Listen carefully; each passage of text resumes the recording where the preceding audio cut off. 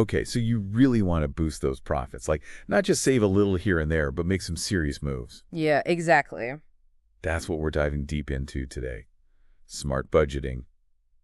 And no, don't worry, this is not going to be a boring spreadsheet session. Right? It's about strategy. Totally. I think the really cool thing about this whole approach to budgeting is that it kind of flips the script, you know? Oh, how so? Instead of thinking of a budget as like, oh, gotta cut back, gotta restrict, it's more like, how can I invest in my own success? Ooh, I like that. I've always been kind of, I don't know, afraid of budgets, honestly. Yeah, Makes me feel limited. I get it, but thinking of it as an investment, that's empowering. Yeah, that's a much better way to look at it. So where do we even begin? Well, the first thing is, and this might sound obvious, but it's where a lot of people trip up. You gotta know your numbers. Okay, sure. Check my bank account. Got it. More than that, though, it's not just about the balance, it's about the patterns. Patterns. Yeah, like, is your income pretty steady month to month? Or does it, go up and down depending on the season? Oh, interesting. Actually, now that you mention it, I definitely see that in my own Yeah, business. Around the holidays, boom, things are great. makes sense. Then January, February, a little bit of a slump. Exactly. And seeing those trends, that's key for budgeting, right? Makes sense. Because if you know you're going to have a slower month coming up, well, maybe you don't splurge on that fancy new equipment right before, right? Ah, strategy. I see where you're going with this. Okay, so we've got a grip on the income side. Now, what about expenses? Those things that always seem to be lurking, waiting to drain our bank accounts. Right. And expenses, that's where things can get out of control if you're not careful. Our research breaks it down to these three categories: fixed costs, variable costs, and then those kind of one-off expenses. Okay, let's break those down. Fixed costs first. What are we talking about there?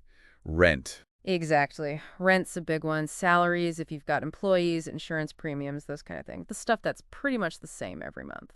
Yeah, the things that feel like you can't really change them, right? You'd be surprised, though. Cool. Sometimes just asking for a better deal can make a huge difference. Really? Like with rent, you can negotiate rent? Often, yeah. Do some research, see what other places in your area are going for, then go to your landlord with that info. You might be able to get a lower rate. Never thought of that. Though I did haggle them down a bit when I first got my office, actually. There you go. See? It works. I just showed them what other places were charging, and they didn't want to lose me as a tenant, so they knocked a little off the price. And that's money back in your pocket. Okay, so we've got the foundation set with those fixed costs. Now let's look at the stuff that moves around a bit more. Variable expenses. All right, time to get down and dirty with the nitty-gritty. I'm not going to lie, this is the part I dread a little. I hear ya. Nobody loves pouring over their expenses. But trust me, this is where you can find some real savings, maybe even some hidden treasure. Okay, so what kinds of things fall under variable costs? Think about it. When your business is busy, what costs go up?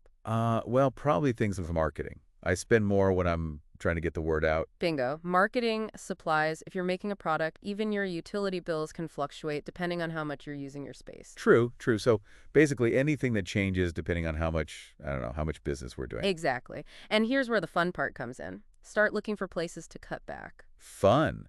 You think going through my expenses is fun? Well, maybe not fun, but definitely satisfying. Think about it. Do you really need all those software subscriptions? Are you getting the best deals from your suppliers? Oh, the subscriptions. That's my weakness. It's a common one. So easy to sign up for a free trial and then forget to cancel. Oh, yeah, or there's those ones I signed up for thinking I'd use them and then Gathering dust in your digital drawer. pretty much. Okay, good point. Got to check those. What else? Well, the research mentioned negotiating with suppliers. Maybe you can bundle services, get a discount for buying in bulk, things like that. Right, got to shop around.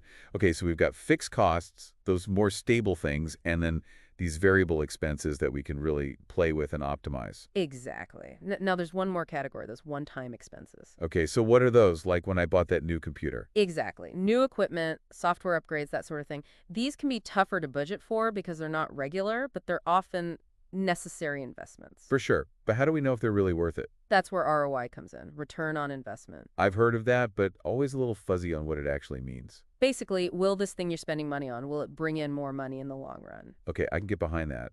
But how do you actually calculate it? There's a formula, but you can keep it simple. Ask yourself, will this new software, for example, make me more efficient, save me time? If so, how much is that time worth? If the software lets you take on more clients because you freed up some time, well, here's your ROI. The extra money from those new clients, that's what you're looking for. Okay, that makes sense. So it's not just about cutting back on everything. It's about spending strategically, right? Exactly. And that brings us to this idea of reinvesting for growth. That's something our research really emphasized.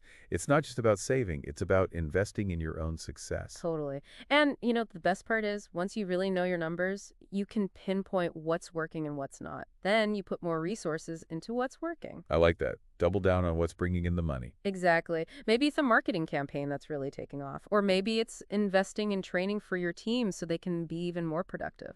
So we've got a handle on our income, we're managing expenses like pros, and we're even reinvesting to grow the business. Sounds great in theory, but how do we actually make sure it all works? How do we hit those profit goals? Goals, that's the key word. You got to have a specific target. Okay, so not just, I want to make more money. Nope, that's too vague. Give yourself a number, a real concrete profit goal. Then work backward from there. How much do you need to bring in each month to hit that goal? What expenses can you trim? That's how your budget takes shape. All right, love the specificity.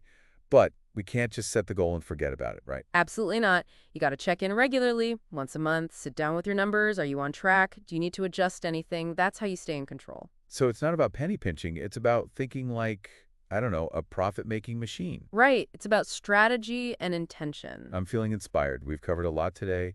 Understanding our income, getting those expenses under control, and then actually investing in growth. What's standing out to you as the most important takeaway? I think for me, it's that shift in mindset, moving away from that fear of budgeting and seeing it as a tool to make your dreams a reality. I love that. And for our listeners, what's the one action you'd recommend they take right now to start maximizing their profits? Honestly, just block out an hour in your schedule, sit down with your financial statements, and really get to know your numbers. That's the foundation for everything else. Awesome advice. Thanks for joining us today. It's been a pleasure diving deep into smart budgeting with you. Likewise, always fun chatting with you. And for everyone listening, we'll see you next time for another deep dive into the world of business and finance. Until then, keep those profits rolling in. Keep 'em rolling.